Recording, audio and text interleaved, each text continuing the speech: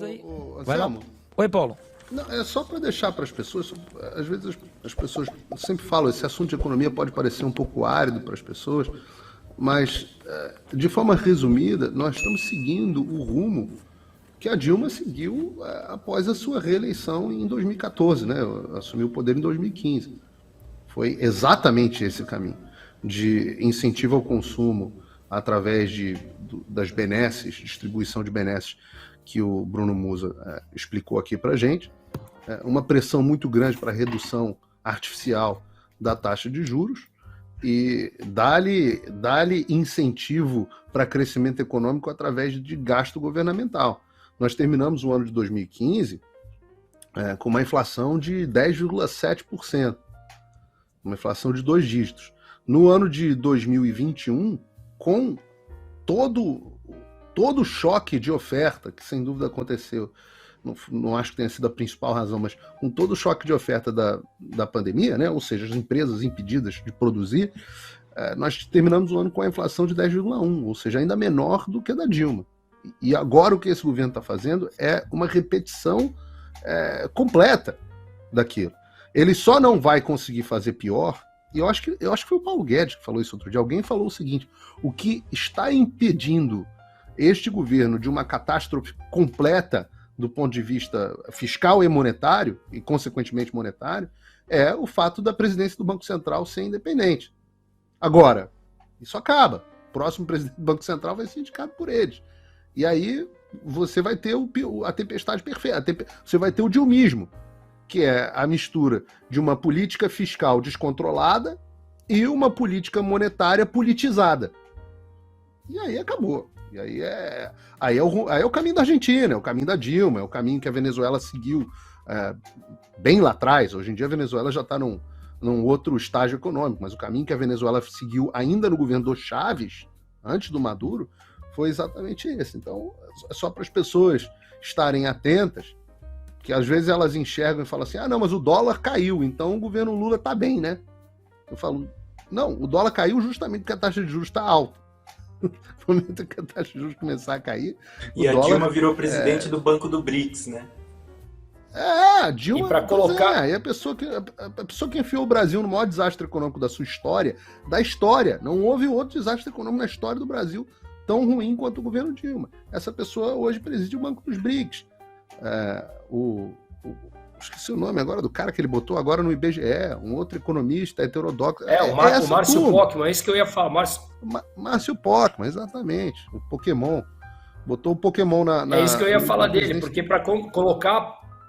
Desculpa, Paulo, desculpa. Não, por favor.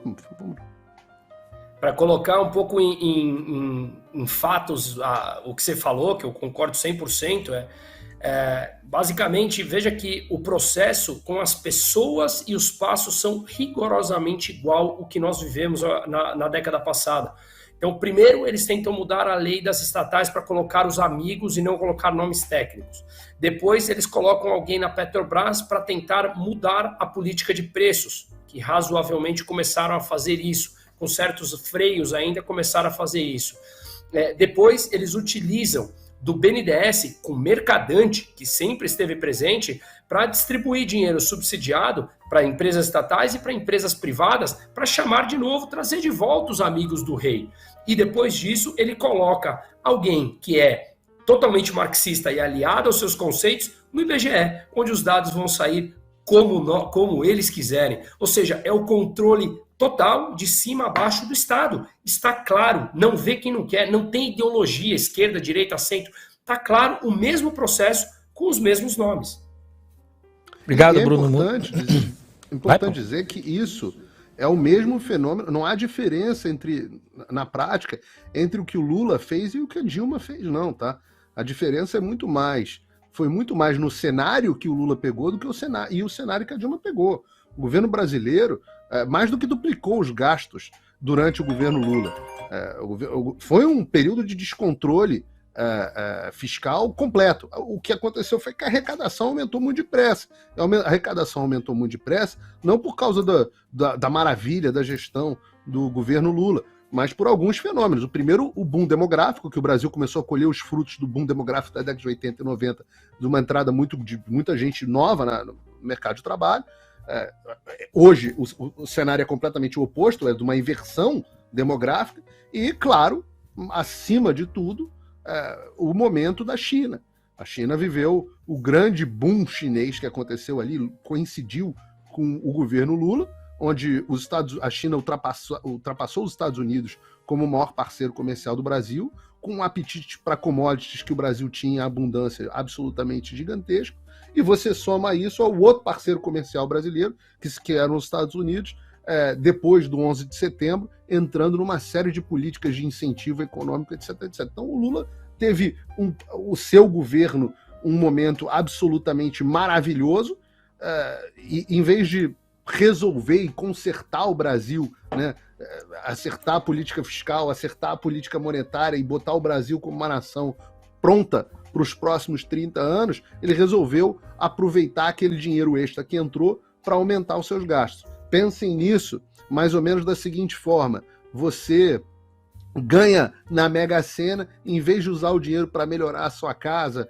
para você fazer um curso, para você pagar suas dívidas, você gasta tudo em viagem, cachaça, prostituta e tequila.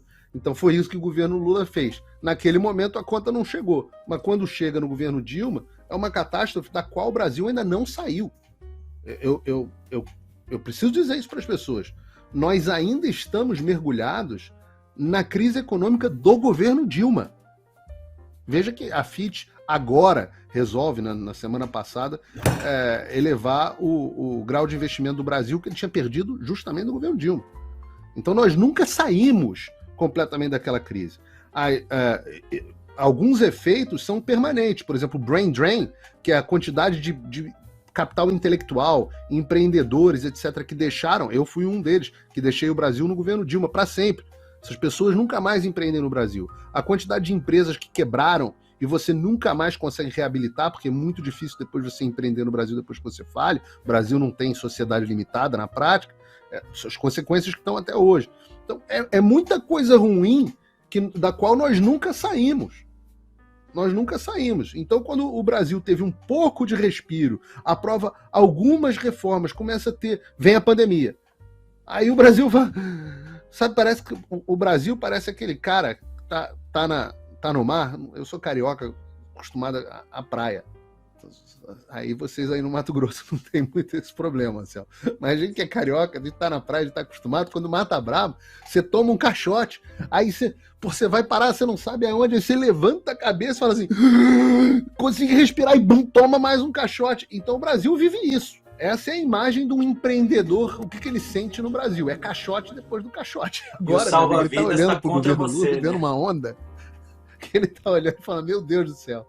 A rainha, como a gente chama lá no Rio.